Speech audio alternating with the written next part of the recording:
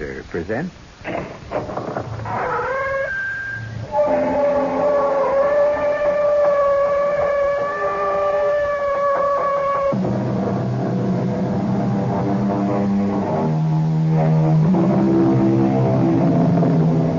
Come in. Welcome. I'm E.G. Marshall. Of all the murder mysteries, the plot which most intrigues me is the locked room. And when you take that as an ingredient and add to it elements of the supernatural, both sacred and profane, then you have a tale to tantalize and terrify, such as the one I bring you now. Now look, Doctor, the law is... Excuse me. Oh, hello there, Sheriff. New star looks good on you. Yeah. Seems I'm going to have a use for it right away. How, Abner? Ben James, my deputy, just rode in hell for leather. After the doc here left Doomdorf, seems the preacher came by, headed for Doomsdorf's place, breathing fire and carrying his gun. Looks like all hell is finally ready to break loose up there.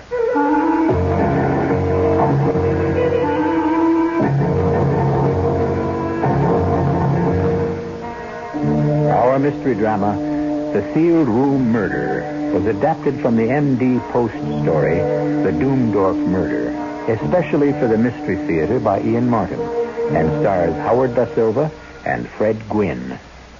It is sponsored in part by Buick Motor Division. I'll be back shortly with Act One.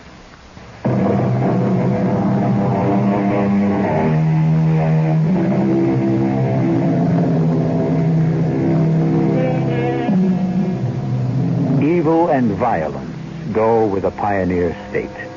But the counterbalance has kept us viable as a nation, brought us to leadership around the world. Compassion, fair-mindedness, and the essential ingredient of America, a shrewd and pragmatical eye, tempered by religion, has built us a keel which so far has kept our ship of state steady. So much for philosophy. As for the story, let Judge Randolph tell us that. The pioneer was not the only man in the great mountains behind Virginia. Strange aliens drifted in after the colonial wars. Adventurers who were with Braddock and LaSalle and rode out of Mexico after her many empires went to pieces. Doomdorf was one of them. I shall never forget that first day he walked into the land office. Huge, black-bearded, with broad, thick hands, with square fingers. Even Abner's bulk seemed to diminish in front of him, and the child who followed Doomdorf diminished to a pygmy. It's the place where I buy. Should I want for the land? Yeah, I reckon. Depends on what you want it for, Mr. Doomdorf. Angelos Doomdorf. Oh, excuse me. This here's Mr. Randolph. I should say one of our foremost lawyers in town. Saving only, that's all we got right now. One. I'm Abner Dale, county clerk. I reckon you'd term me. And what would you want this land for? To live on. Uh-huh. You and your daughter. Me and her, yes. Well, now, I got a copy of the Washington Survey and the original Crown grant here. I have it picked already. Show you here on survey map I got from Capitol. Now, let's see here. There. That's it. You sure there's land you want, sir? I think what Abner means to say is this wedge of rock has never been worth even running the line. Do you know what you're getting into? Have you seen this piece of property? Yeah. It's a forbidding pile of rock, Mr. Doomdorf, and isolated. The land is mine. I want it. Well, pretty mean up there right now with the wind and no shelter. I have tent, sleeping bag. All my life I live rough. Well, that's all very well for you, but for the little girl... What is good for me is good for her. I don't think you quite understand. As a lawyer, I should not like to see you taken advantage of. The parcel of land which you have bought was never surveyed because it is not worth surveying. It consists almost entirely of rock. I know what he's like. He's right for me. Well, how are you going to feed? Ain't much game running up in that part of Western Virginia. I make out all right. Here is gold. Enough. Hey, look at there. Pieces of 8, ducats, English guineas, American dollars. Yeah, you're quite a traveler, Mr. Doomdog. What I do is my business. And I mind my own business. I don't like anyone who stick his nose in my affairs. You take the money and give me the paper so I can go. No offense, just trying to be friendly. That's Angelus. Angelus. All right. Yeah. Want to spell your other name? I don't know. You right. You tell me. Doomdorf.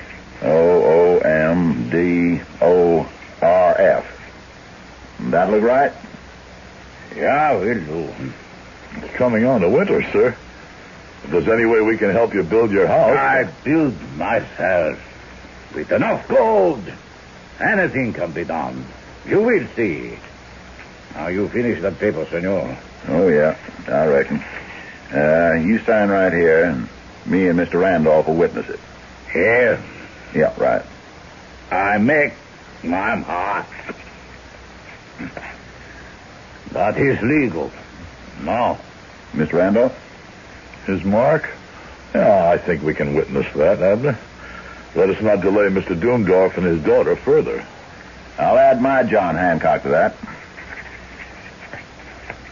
There you are. Signed, sealed, and delivered. Your deed of possession to what we call the Devil's Hump. And welcome to our community. Do not count me a part of it. I live to myself. Come, you. Well, if that don't beat all. A hard man. Evil man. One who's done a lot of living. Notice the scars? Yeah. I'll wager he has bullet wounds underneath his shirt to go with the knife tracks. I sure wish he hadn't chosen our neck of the woods to hide out in. Hide out? What else would you figure? The Devil's Hump is no place for a man to make his home. That's a place for a man to set his back against the wall to fight off what he knows is coming after him. I suppose you're right, Abner. The more's the pity. Why? Oh, that innocent child should be dragged along to share such an exile. Yeah. You get a real close look at her. What was she? Dumb that she couldn't speak? I doubt it. Afraid. And now you got it. Afraid and beaten. Well, I pity her. That's a hard man. For all he seeks solitude, I doubt he'll find it. We have not seen the end of Mr. Doomdorf. Only the beginning. I'll stake my life on it. But it was not my life that was to be staked, but others. For a while, my uneasy feelings seemed just to be based on a negative reaction to Doomdorf himself. He squatted on the rock, troubling no one, seeking no help, while by hiring old Robert Stewart's slaves, he built a stone house on the rock. Then, in the handfuls of earth, wherever a root would hold, he started to plant the mountain with peach trees. Then the beginning of the end began to start. Hey, Rosa, una cervera beer, huh? You're new in town. So? The lady behind the bar is the owner, a widow lady. Her name is Mrs. Cambridge. That's all right, Abner. Here's your beer, Vaquero. Muchas gracias, la dama Cambridge. Senora will do. I do not want to make enemies. I am looking for a friend. It's a friendly town. Who? He is an old amigo de la guerra. A big man with a black beard, big like so. And this strange accent. I think maybe his real name is Doomdorf, like that. Doomdorf? Mary, What is this? We are old comrades? I just want to find him to settle an old debt I owe him. well, why don't I let him know you're here, and you can meet him in town? If you will, it is no matter. But why not I just go see him? He's kind of queer-like. Like he don't take to mixing so good. Non importante. You see him, you tell him Jose Garcia was look for him. But I have not so much time. Maybe on my way back I look him up then. Hasta la vista. I see you. Why didn't you tell him where to find Doomdorf? Just a crazy notion, maybe, but I got it set in my mind that he wanted to see him to put a bullet in him. We found the man who said his name was Jose Garcia, snagged on a rock at the Devil's Elbow, 2 to 3 miles below Doomdorf's mountain eyrie. His neck was broken. That was the first of the Doomdorf incidents. So many during the next 10 years, I wouldn't wear your patience to recount them. Only the highlights. There was the night before we knew what use Doomdorf was putting his peach crop to, when he arrived at Mrs. Cambridge's inn, primed with liquor, an insensate beast. $10. Not enough. So, 15, 20. I think you've had enough to drink, Mr. Doomdorf. I must ask you to leave. What? A prostituta who runs a cantina asked me to leave. The lady asked you to ride out, mister. Better you go easy. By yourself. You mean I don't go? You make me. Yeah, no cause for any ructions. You've been drinking. Oh, you want to make trouble. Not me. I just want to keep the peace. Then staff. Hail, 25. Okay, that does it. Abner, no. Too late. We fight now. Outside. I don't want to fight. What for? You fight me here or outside. One way or other. There were 2 big men, but Abner was a peaceful man and sought only to protect himself, while Doomdorf was a maniac. He gouged, butted, kneed, and finally it took 6 of us to pull him off and lodge him in the jail for the night. Abner took it in his stride, and he did everything. He was battered and bruised, and just maybe, if he'd used his whole strength, he could have broken Doomdorf. But Abner's strength was in the mind as well as in his bulk. The next highlight in the career of the man whose name spelled his future was the arrival of the circuit rider. The days of Sodom and Gomorrah are upon us. Here's a man who takes the fruit of his field and makes a white liquid fury to destroy men's minds and their souls, and who is ready to bring out your daughters and your women like Lot for the use of any eternal seance. But the town was not yet ready to make any move against Doomdorf. His still was popular. He made a fair brand of white lightning until the ultimate, the unforgivable, the certain shame all those of us who knew or at least sensed the truth brought everything to a head. On a wild, rainy night, while Doc Jeffers and I were playing chess at his house, there came a hammering at the door. Yeah. Let me here. Doomdorf, come on in. Well, what is it? The woman.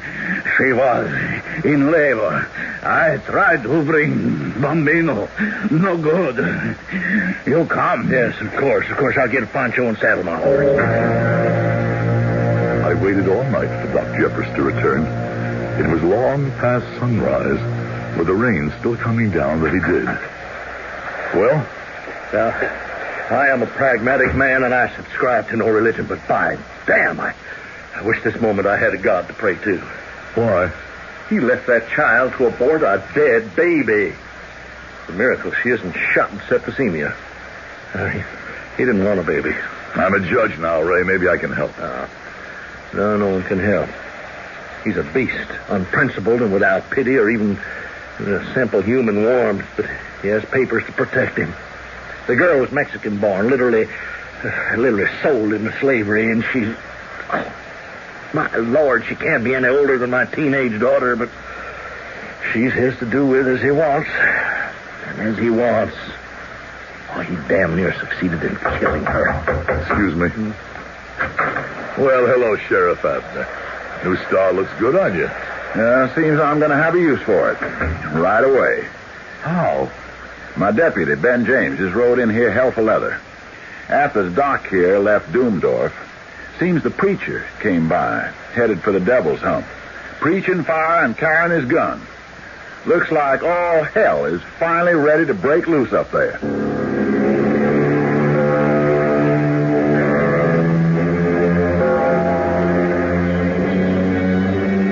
All hell break loose. All right. But for whom? For poor little...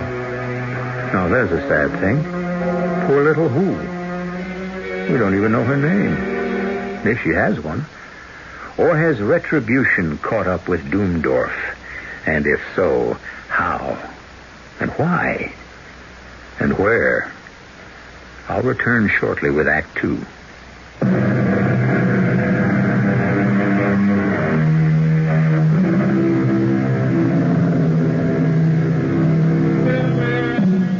It was a long ride out to the Devil's Hump, and the afternoon sun was burning hot and steaming above the great chestnut trees that shaded the trail. A trail so narrow, the judge's horse had to follow behind Abner's. Abner had his Winchester out of the holster across his saddle. Whatever hell had broken loose, he was ready for it. And now I'll turn the story back to Judge Randolph. He can tell it better. He was there. I suppose, seeing Abner, I should have had my own rifle out. But I'm an indifferent shot. And Abner, for all he loathes violence, can part a twig at 100 yards. I reckon there ain't no sense to push the horses up that rock trail, Judge. We'll dismount here and climb up the rest by foot. Seems quiet enough up there. I don't know. Look at them bushes up there. You know, when they start wheeling, there's only one good reason. Well, maybe we should have brought some men. No, I doubt it. Appears to me whatever hell broke loose is pure gone and burned itself out. We had made a detour through a grove of peach trees before we set the horses out to graze, but now we were climbing in the open under the burning sun. When I saw that gaunt old circuit rider, Bronson, sitting bareheaded, hands on the pommel of his saddle, in a paved court before the door. His big red horse was dripping with sweat. I braced myself for anything. He seemed in a kind of trance. Bronson? Where's Doomdorf? Surely he covers his feet in his summer chambers. Now look here, Bronson. No, leave him be. He's in his own world, not ours. Come on, Judge. Howdy, Mrs. Doomdorf. Si, senor. It's Sheriff Abner Dale, and I'm Judge Randolph. Where's Mr. Doomdorf? Oh, senor, he went to lie down in his south room upstairs after the midday meal. Was he feeling all right? Oh, yes. That is what he does every day. It is his custom. So. Did you send Ben James for us? Send for you? Oh, no, senor. But come in. I will take you upstairs. I'm glad you are here. Why, ma'am? Well, I was in the orchard to gather some fruit if it was ripe, but when I came back... This is his door. I cannot wake him. Can you open the door? Oh, no. Why? Why, are you afraid to? I could not. It is bolted. Does he always bolt it? When it goes to lie down, yes. Or whenever he sleeps anywhere. Why, because he's afraid of something? Oh, yes. Who? Those men. What men? The ones he stole from, that he fought with in Mexico for the revolution. And then he ran away. Leaving them to die? I think. Not all. They still come after him, but he is too careful. Here, he cannot be surprised. Yeah. Maybe just for once he wasn't so careful, and they did. Knock on the door, Abner. Sure thing. Doomdorf! Doomdorf, wake up. You're in there. Let me. Doomdorf, it's all right. This is Judge Randolph. Doomdorf, come out. If he could come out, he would. I do not think he can come out. Any other doors to this room? No. Windows? The casa, the house, is built on the cliff. No way in from the outside. All right, Abner. Let's break it down. Stand back, Judge. I'll get it. This time. Keep back till I make sure the coast is clear. Doomdorf, you... What is it? Oh, he is dead. I'm afraid so. Oh, then at last I have killed him. I'd better go after her. No need. Where can she go? No, we better look at him first. I'll close the door. He's been shot. Yeah. Pretty near ripped him in half. Look at the size of that hole in his waistcoat. Smells like burnt powder in here. You sure we're alone? See for yourself, Judge. Nothing in the room but some chairs, the couch he's lying on, and that table with a bottle on it. No doors. Window shutters thrown back, but the window's closed. Well, at least we know he wasn't shot from outside. Yeah, it kind of looks that way. You sure he's dead? He's cold in the mackerel. Even the sun coming in couldn't keep him warm. Where's the weapon? Well, right behind you, I'd say. On them 2 dogwood forks on the wall. Those would be made to rest it on. The shotgun, yes. It's been fired quite recently. There's a freshly exploded cap right under the hammer. Yeah, I saw that. He'd been drinking some. Heavy, I'd say. You think it's suicide? I don't hardly think after he got a whole blow that size in him that he'd get up and hang up that gun nice and neat. No, I don't hardly think so neither, Abner. This is murder. The woman took that gun down and shot Doomdorf while he was sleeping on that couch. Could be, I suppose. But what about Bronson? He came in here breathing death and destruction. Oh, he's just a mad old circuit preacher. Who's been preaching a crusade far and wide through the hills against Doomdorf for furnishing this here moonshine. We have a murder on our hands. And you think the woman is guilty? Well, what else? Well, let's go ask Bronson first who killed him. But by the time we got to the outer courtyard, the old man had disappeared, although his red horse stood tethered to a rail. I hesitated for a moment or two, turning the strange and tragic event that had taken place over and over in my mind.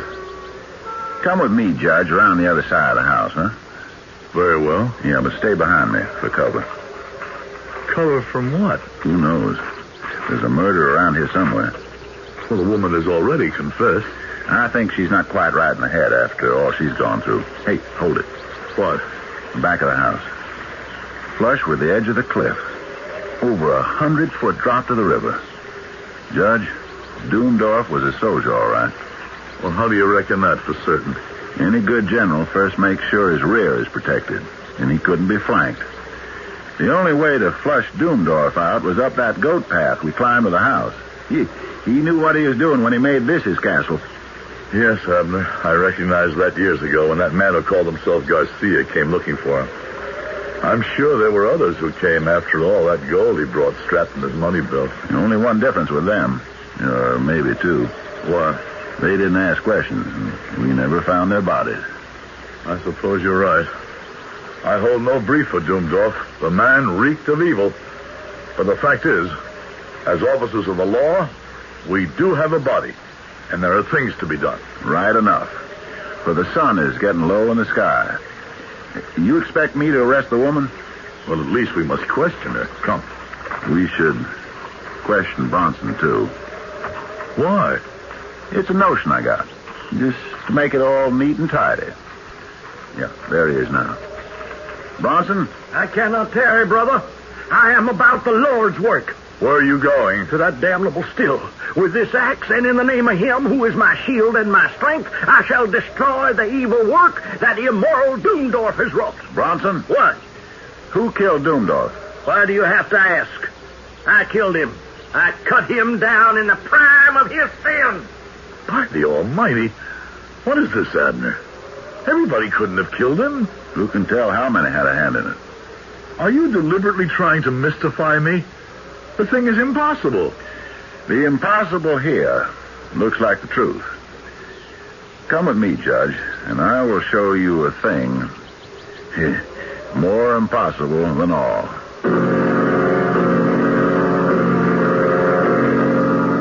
I followed Abner back into the house and up the stair again to the room. The door swung open, the shattered edge of it with the lock hanging half out, and Abner closed it carefully behind us after we entered. I want to show you something, Judge. The bolt. They kept the door closed. Yes, sir.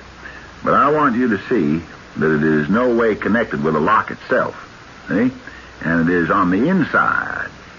Now, how could the one who killed Doomdorf get into the room when we know the door was bolted and we had to break it down to enter? Only one other way. Through the windows. Well, let's look at them. Now, remember, we have seen from the outside that there is a sheer drop of at least 100 feet to the river, and the rock is as smooth as glass. Now, try looking out. Oh, just as you said, the wall of the house is plumb with a rock face. Yeah, that isn't all. You can't open these windows. See? Examine the frames. They're cemented into their casement with dust, and they're bound along the edges with cobwebs. That's right. These windows have never been opened. Yeah. Then how did the assassin enter? Well, of course. The answer is evident. Whoever killed Doomdorf hid in the room till he was asleep. Then he shot him and went out. Where could he hide? And even supposing he could, when he left, how did the assassin bolt the door behind him when the bolt was on the inside of the door? Then who knows? Maybe Doomdorf did kill himself. No, we ruled that out yesterday. Then there's only one open road out of the mystery. Both the woman and Bronson claim they killed Doomdorf. Let us go down and ask them, question them. No. In the law court, that procedure could be considered sound sense. But, Judge, we are in God's court, and things are done in a somewhat stranger way. In what way do you mean? In a way that still must be put to the proof. And for that, we need to borrow time. But I have every faith that time will show us exactly who murdered, or perhaps the better word might be, executed the man who lies dead before us.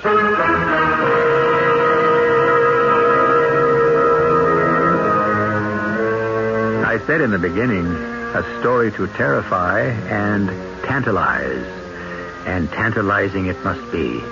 A man, alive and alone by himself in a locked room, has met death by the blast of a shotgun, neatly returned to its place on the wall. By whose hand?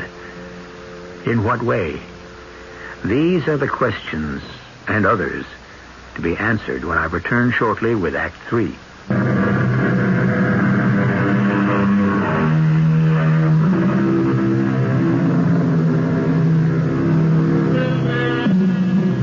In the room with the dead man, Judge Randolph faces Sheriff Abner Dale, a frown of puzzlement on his patrician face. His eyes search the expression of the great lumbering young man in front of him, whose whole physical appearance suggests a man of action rather than one of thought or mental ability. The judge is the first to break the silence posed by the seemingly insoluble problem they face. What do you mean we are in God's court and things are done in a somewhat stranger way? Before we go question those who are so anxious to be convicted of the assassination of Doomdorf, let us find out, if we can, at what hour he actually died. How? I seem to remember he wore a watch. Yeah, here it is in the waistcoat pocket, broken by the shot. At what hour stand the hands? Just past 1 o'clock. By the look of Bronson, when we found him here, he must have been far off, still on his way to this place. And the woman, by her story, was down the mountains picking fruit among the peach trees. That's how I had it figured. Well, why waste time on speculation anymore? We know who did this thing. Let us go down and get the story of it out of their own mouths. Either Bronson or the woman killed the man. I could better believe it, but for the inevitability of a certain awful law.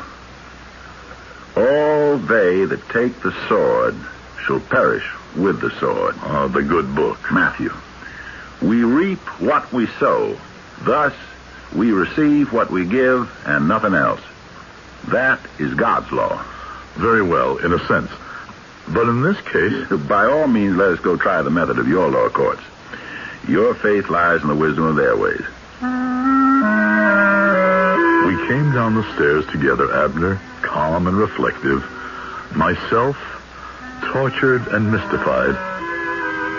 Bronson, how did you kill Doomdorf? I killed him as Elijah killed the captains of Isaiah in their 50s. But not by the hand of any man did I pray the Lord God to destroy him with the fire from heaven. I prayed him to destroy Doomdorf. Give me the axe in your hand. So, now, explain yourself. His hands were red with blood. The widow and the orphan cried to heaven against him. I will surely hear their cry, is the promise written in the book. And you were the instrument raised up to heed their cry. Yes, and the land was weary of him. And I prayed the Lord God to destroy him with fire from heaven, as he destroyed the princes of Gomorrah in their palaces. With fire from heaven. Come, Abner. We waste our time here. A moment. Bronson, do you hear me? I hear you, Abner Gale. A little while ago, when we came, I asked you where Doomdorf was. And you answered me in the 3rd chapter of the book of Judges. Why did you answer me like that? When I said, surely he covereth his feet in his summer chamber? Yeah. The woman told me he had not come down from the chamber where he had gone up to sleep. It was then I knew that he was dead in his summer chamber like Eglon, king of Moab. How could you know? Why, look you off there to the south. I came here from the Great Valley to cut down these groves of Baal and to empty out the stinking abomination. But I did not know that the Lord had heard my prayer and visited his wrath on Doomdorf until I was come up the mountain to his door. But when the woman spoke, I knew it. My work here is done. I must ride where the Lord calls me. Just a minute. Why stop him? You're right. That was only wasted time. Bronson did not kill Doomdorf. But do you realize, Judge, how he did die? At least not by Bronson. And not by fire from heaven. Doomdorf was dead before Bronson got here with his fire-breathing scripture. The woman must be the guilty one.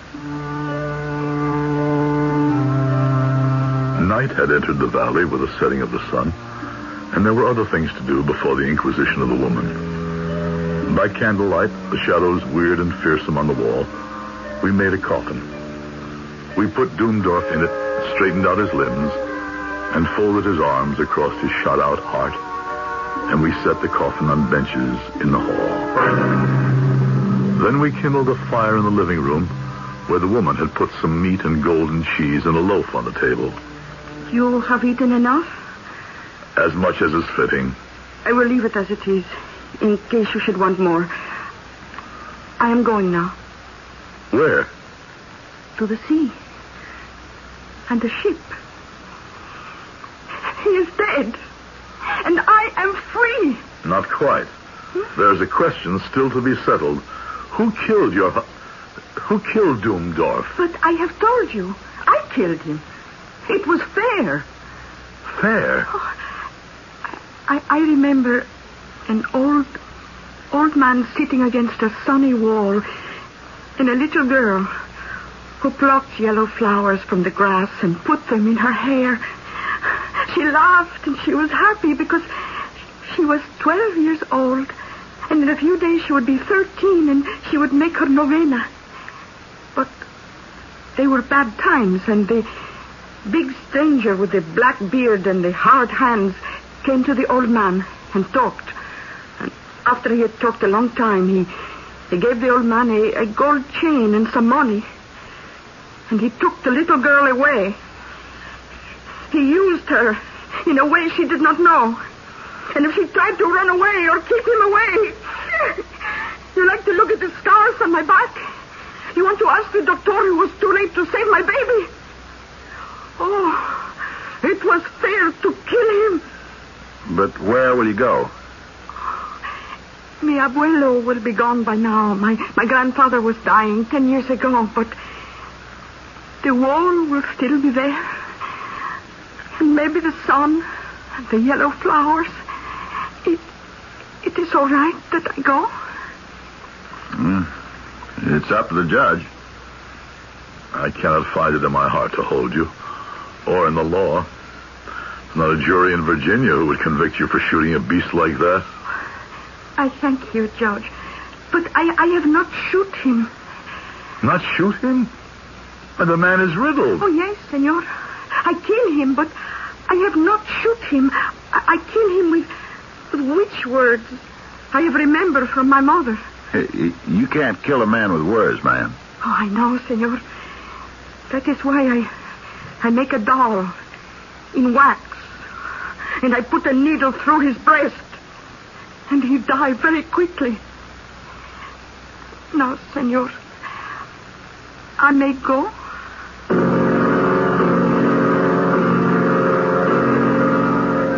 It was good that you let her go, Judge. No, it was pathetic, a harmless little dream to rid herself of a monster with an enchanted straw man.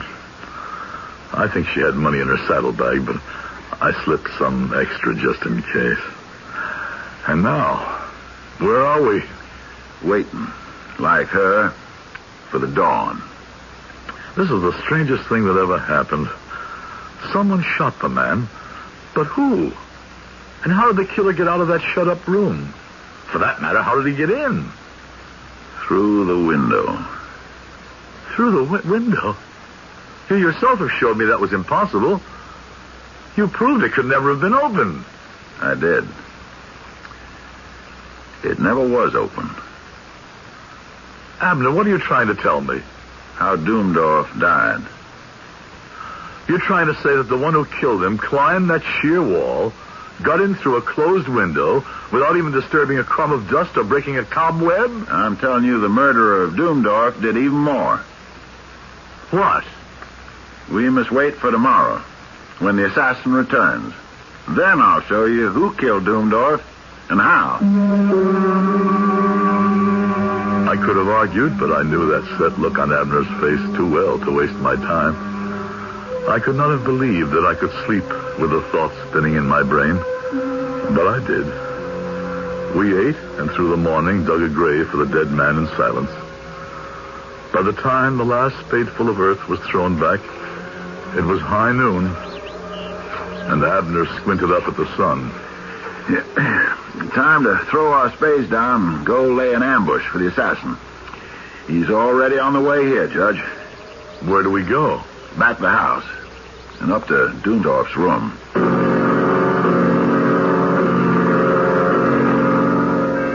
Now we must make certain preparations. What are you doing? I'm loading the shotgun as it was before it took Doomdorf's life. And now I place it back on its rack exactly as I found it. What do you want to do with this pillow and his coat? The blood is not entirely dry. Here, give them to me. We'll wrap the coat around the pillow as if it were a body and place it here on the couch just where Doomdorf lay. Now, look out the window. Is the day still clear? Not a cloud in the sky. Just like yesterday. If not hotter. Now for the moonshine, or this bottle of still liquor. Let's see. Good. You can see by the dust ring on the table that it sets just where it did yesterday as I return it to its resting place.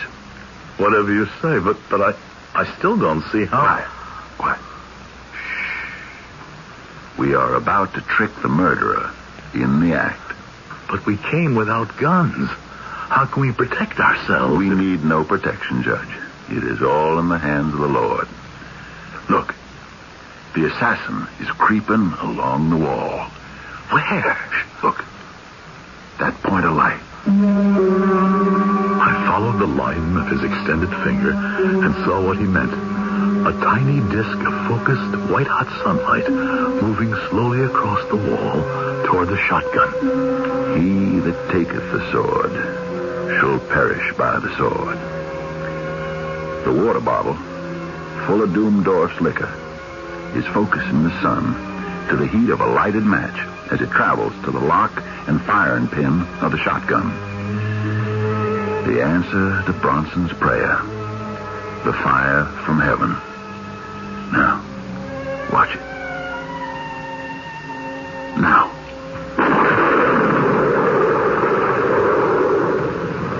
As the pinpoint of sunlight reached the percussion cap, the gun exploded as though the trigger had been pulled.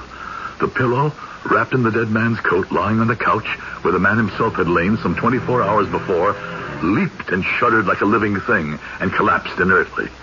The room was still echoing with the sound of the explosion. My own voice sounded cramped and hoarse as I said, "And we mistrust coincidence. Why, it is a world filled with the joinder of accidents. It is a world filled with the mysterious justice of God."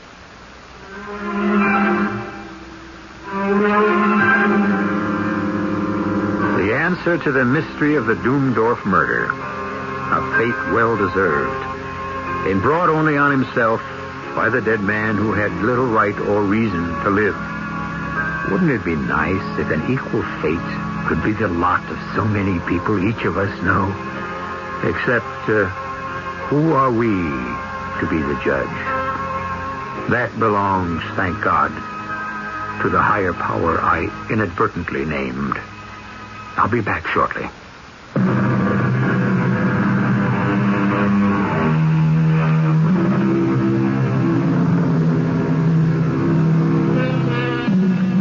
It seems to me necessary, in conclusion, to put a quote used in this story in its exact context. When Jesus had been betrayed by Judas, and when the high priest's men came to take him by force, one of those with him struck out against the attackers, wounding him. It was then that Jesus spoke the full quote, saying, "Put up again thy sword into its place, for all they that take up the sword shall perish with the sword." As you see, it was still and always the Prince of Peace who spoke. Our cast included Howard Da Silva, Fred Gwynn, Bryna Rayburn, Ian Martin, and Earl Hammond. The entire production was under the direction of Hyman Brown.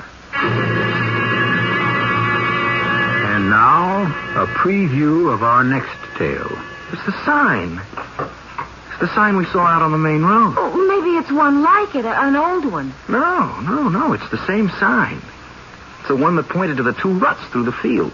Why would Mr. Broker have it in here? Hey, without this sign out there, you could go right past that field. Go right past Granville and never know it was here. Is that what they want? Maybe your suspicions weren't so wrong, Jane. Oh, Mike. What does it mean? I want to ask some questions. Look, don't let on we found this, huh? Come on, let's get out of here fast before Broker gets back. Let's leave this town right away. Yeah, I only hope we can. Tim Egan did. Oh, did he? You were suspicious about that sudden departure. Now I'm beginning to wonder. He departed, but I'd like to know where. This is E.G. Marshall inviting you to return to our Mystery Theater for another adventure in the macabre. Until next time, pleasant dreams.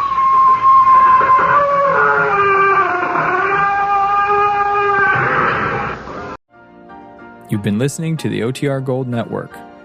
Find more classic radio at otrgold.com.